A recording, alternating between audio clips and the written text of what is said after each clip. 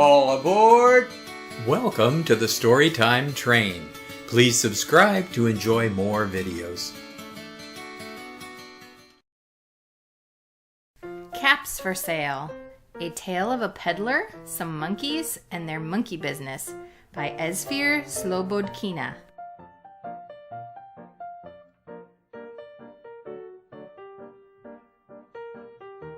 Once there was a peddler who sold caps, but he was not like an ordinary peddler, carrying his wares on his back. He carried them on top of his head. First, he had his own checked cap, then a bunch of gray caps, then a bunch of brown caps, then a bunch of blue caps, and on the very top, a bunch of red caps. He walked up and down the streets, holding himself very straight so as not to upset his caps. As he went along, he called, "Caps, caps for sale, 50 cents a cap." One morning, he couldn't sell any caps. He walked up the street and he walked down the street calling, "Caps, caps for sale, 50 cents a cap." But nobody wanted any caps that morning. Nobody wanted even a red cap. He began to feel very hungry, but he had no money for lunch. "I think I'll go for a walk in the country," said he, and he walked out of town, slowly, so as not to upset his caps. He walked for a long time until he came to a great big tree. "That's a nice place for a rest," thought he. As he sat down very slowly under the tree and leaned back little by little against the tree trunk so as not to disturb the caps on his head, then he put up his hand to feel if they were straight. First his own checked cap, then the gray caps, then the brown caps, then the blue caps, then the red caps on the very top. They were all there, so he went to sleep. He slept for a long time.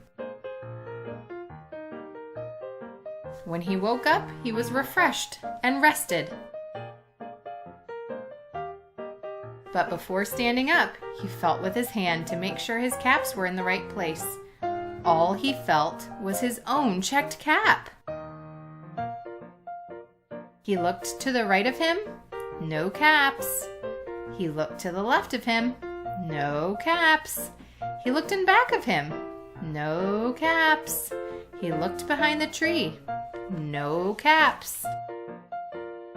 Then he looked up into the tree. And what do you think he saw? On every branch sat a monkey. On every monkey was a gray or a brown or a blue or a red cap. The peddler looked at the monkeys. The monkeys looked at the peddler. He didn't know what to do. Finally, he spoke to them. "You monkeys, you," he said, shaking his finger at them, "you give me back my caps." But the monkeys only shook their fingers back at him and said, "Tss, tss, tss." This made the peddler angry, so he shook both hands at them and said, "You monkeys, you give me back my caps." But the monkeys only shook both of their hands back at him and said, "Tss, tss, tss." Now he felt quite angry. He stamped his foot and he said, "You monkeys, you better give me back my caps." But the monkeys only stamped their feet back at him and said, "Tss, tss, tss." By this time, the peddler was really very, very angry. He stamped both his feet and shouted, "You monkeys, you must give me back my caps." But the monkeys only stamped both of their feet back at him and said, "Tss, tss, tss." At last, he became so angry that he pulled off his own cap, threw it on the ground, and began to walk away.